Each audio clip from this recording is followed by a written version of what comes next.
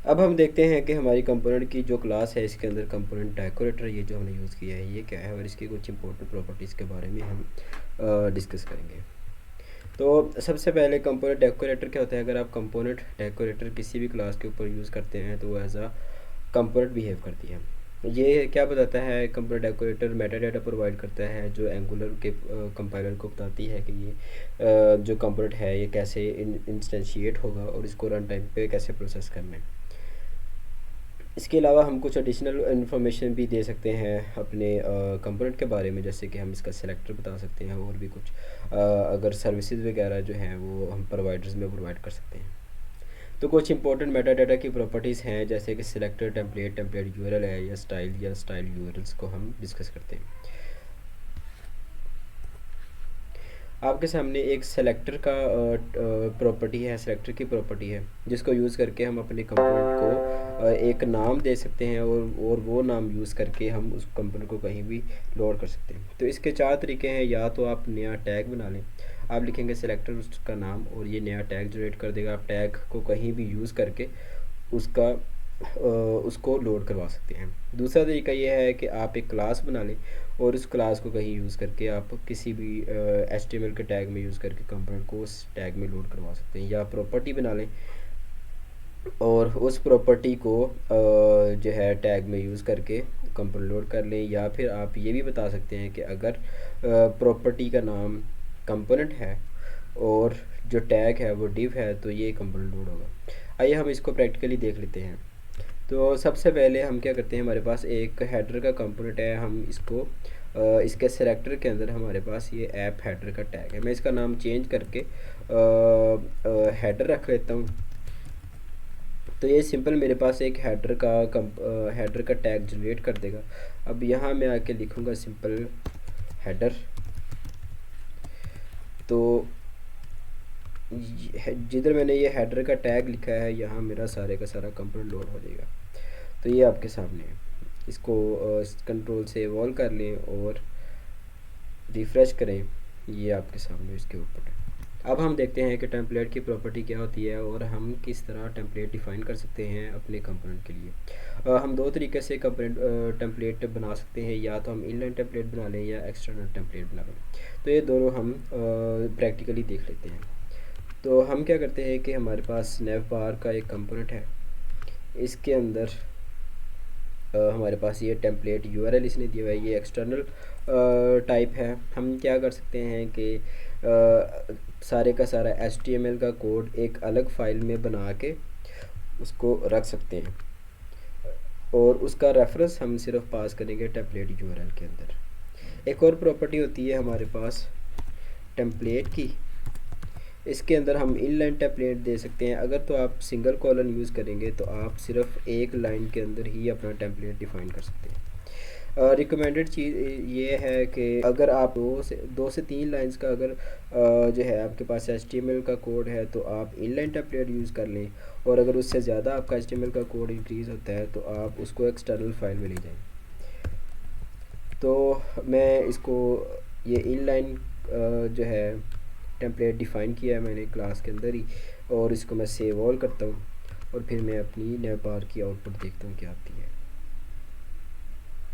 और ये जो मैंने इनलाइन टेम्पलेट डिफ़ाइन किया है वो आपके सामने है। इसको हम अगर मल्टी लाइन करना हो तो उसके लिए फिर हम बैकटिक्स एस्केप के नीचे एक बटन होता है उसको क्लिक करेंगे तो ये आपके पास एक साइन है बैकटिक्स का। इसको आप यूज़ करके मल्टी लाइन जो है टेम्पलेट इनलाइन टेम्पलेट डिफ़ाइन कर सकते हैं।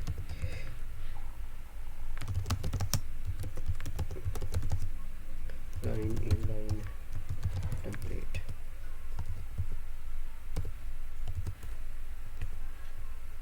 इसको मैं सेव ऑल करता हूँ।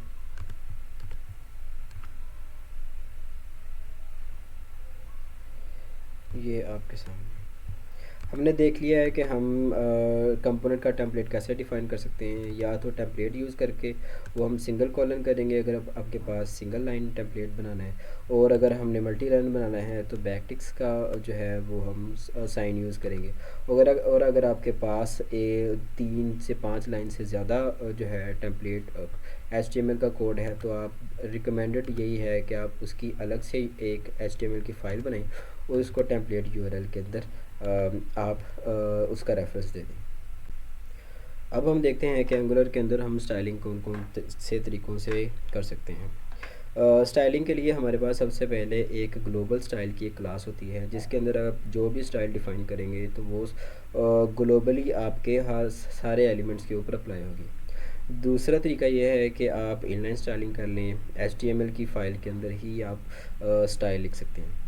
तीसरा तरीका ये है कि आप उसी फ़ाइल के अंदर स्टाइल का टैग यूज़ करके उसके अंदर अपने सारे स्टाइल्स डिफ़ाइन कर लें और उनको आप अप्लाई कर सकते हैं। तीसरा तरीका ये है कि आप कंपोनेंट फ़ाइल के अंदर हमारे पास स्टाइल्स की एक प्रॉपर्टी होती है, इसके अंदर आप अपना स्टाइल्स का ऑब्जेक्ट पास करके उसको जो है स्टाइल्स अप्लाई कर सकते हैं। और एक फाइल आखिरी तरीका ये है कि आप स्टाइल्स यूआरएल्स के अंदर फ़ाइल का रेफरेंस पास कर दें जिसके अंदर आपने स्टाइल्स डिफ़ाइन किए हुए हैं, और उनका जो है आप एक से ज़्यादा फाइल्स का रेफरेंस भी स्टाइल यूआरएल की लिस्ट में दे सकते हैं। तो आइए अब हम इनको प्रैक्टिकली करके देखते हैं। जब हम एंगुलर की एप्लीकेशन इंस्टॉल करते हैं तो एंगुलर हमें प्रोवाइड करता है ये स्टाइल डॉट CSS की क्लास। ये ग्लोबल स्टाइलिंग के लिए हमारे पास यूज़ होती है। हम जो भी यहाँ स्टाइल यूज़ करेंगे, फॉर एग्ज़ाम्पल मेरे पास H1 का टैग जहाँ भी यूज़ होगा उसका बैकग्राउंड कलर मैं रखूँगा रेड। अगर P टैग मेरे पास कहीं पे यूज़ होगा पूरी एप्लीकेशन में, उसका मैं बैकग्राउंड कलर रखूँगा ग्रीन येलो। और इसी तरह अगर मैं मेरी बॉडी जो है वो उसका सारे का सारा बैकग्राउंड कलर जो होगा वो होगा मेरे पास ग्रे।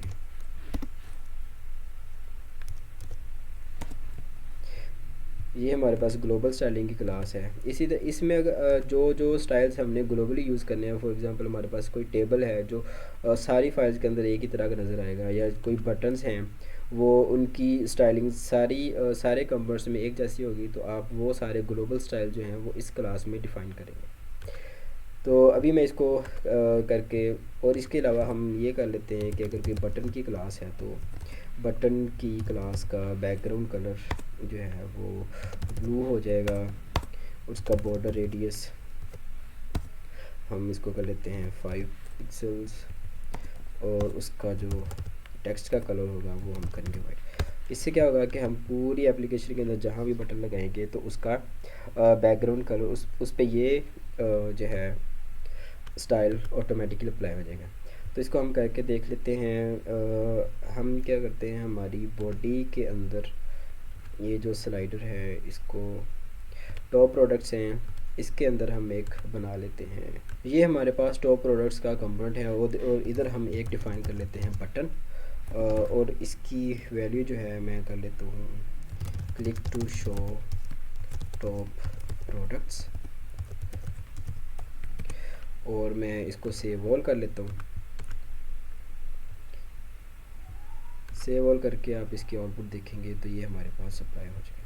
ये जो ग्लोबल स्टाइलिंग अप्लाई हुई है इसकी वजह से हमारा जो बॉडी का जो बैकग्राउंड कलर है वो सारा का सारा ग्रे हो चुका है, और हमारा जो P टैग्स है उनका बैकग्राउंड कलर ग्रीन है, और ये जो मेरा बटन था इसका बैकग्राउंड कलर और इसका रेडियस वगैरह अप्लाई हो चुका है।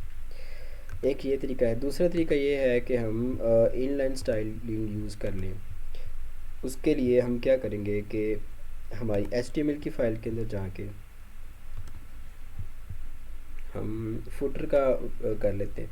हम फुटर की HTML की फ़ाइल के अंदर जाएंगे। ये हमारे पास फुटर का कंपोनेंट है, और ये क्लास में ख़त्म कर लेता हूँ। इसको मैं कर लेता हूँ, आप यहाँ इनलाइन स्टाइलिंग दे सकते हैं, style background colour is equals to, इसको मैं कर देता हूँ रेड, और text align centre. Save all करते हैं, इसको रिफ़्रेश करते हैं, और ये आपके सामने फुटर इसका बैकग्राउंड कलर रेड हो चुका है और इसका जो टेक्स्ट कलर है उसका जो टेक्स्ट लाइन है वो सेंटर है। दूसरा तरीका ये है कि हम स्टाइल टैग यूज़ कर लें, जैसे हम ट्रेडिशनल HTML CSS के अंदर करते थे पहले। तो स्टाइल टैग के अंदर आप अपने सारे स्टाइल्स डिफ़ाइन कर लेंगे। मैं इसका एक क्लास यहाँ लिख लेता हूँ फुटर, और इसको बैकग्राउंड कलर जो है वो असाइन कर देता हूँ रेड, और इसकी टेक्स्ट लाइन मिनट में हम कर देते हैं सेंटर, और इसको पैडिंग दे देते हैं 20 पिक्सल्स, और इसका जो कलर होगा वो हमारे पास होगा वाइट। और ये क्लास यहाँ हम जितनी मर्ज़ी स्टाइल जो है डिफ़ाइन करके वो सारे स्टाइल्स अप्लाई कर सकते हैं अपने HTML के अंदर। यहाँ हम सिर्फ लिखेंगे class is equals to footer. इसको हम सेव ऑल करते हैं।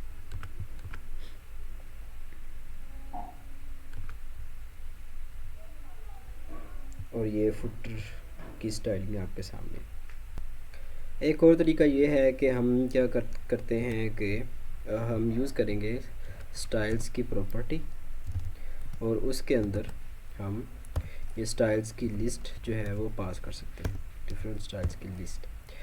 तो हम क्या करेंगे, ये हम स्टाइल यूआरएल को फ़िलहाल के लिए कमेंट कर देते हैं, और हम इस जो डबल कोट के अंदर अपना स्टाइल्स जो है वो पेस्ट कर देंगे।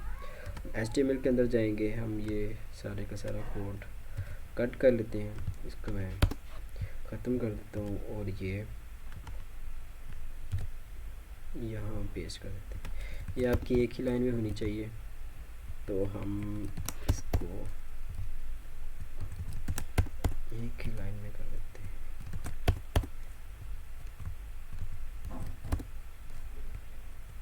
ये आपके सामने। इसी तरह आप दूसरी लिस्ट भी पास कर सकते हैं अगली लाइन में, लेकिन ये होनी एक ही लाइन में चाहिए। लेकिन अगर आपने मल्टी लाइन करना है तो आप बैकटिक्स यूज़ करेंगे, सेम वैसे ही जैसे हम टेम्पलेट के लिए कर रहे थे। अब हम इसको मल्टी लाइन कर सकते हैं। तो इसको हम कर लेते हैं सेव ऑल करेंगे। जो हमारा HTML है उसके टैग के अंदर क्लास अप्लाई हुई है ऑलरेडी, हम इसको देख लेते हैं, तो हमें सेम आउटपुट आना चाहिए। ये आपके सामने। इसी तरह एक और तरीका है कि अगर आपके पास जो है स्टाइल की जो ज़्यादा लेंथ होती है, तो आप क्या करें कि इसको एक अलग फ़ाइल में रख लें, और उस फाइल का यूआरएल स्टाइल्स यूआरएल प्रॉपर्टी को पास कर दें। तो हम यही स्टाइल कॉपी करते हैं, इसको मैं कंट्रोल कट कर लेता हूँ, और इसको मैं एक अलग फ़ाइल में रखूँगा जिसका नाम होगा footer.component.css। इसके अंदर जाके मैं ये सारा कोड पेस्ट कर देता हूँ। ये क्या करेगा कि यह आपको इंटेलिजेंस भी प्रोवाइड करता है। अगर आप इनलाइन स्टाइलिंग करेंगे तो आपको इंटेलिजेंस ये प्रोवाइड नहीं करेगा। ये आपके सामने। तो अब ये मैंने अलग फ़ाइल के अंदर इसका स्टाइल रख लिया है, इसको मैं सेव ऑल करता हूँ, और ये हमारे HTML के ऊपर अप्लाई हुई है क्लास, और ये आपके सामने। हम इसका थोड़ा सा चेंज कर लेते हैं डिज़ाइन, ताकि, और हम इसका जो है बैकग्राउंड कलर उसको हम कर लेते हैं, सेव करते हैं, और अब हम देखेंगे ये आपके सामने फुटर।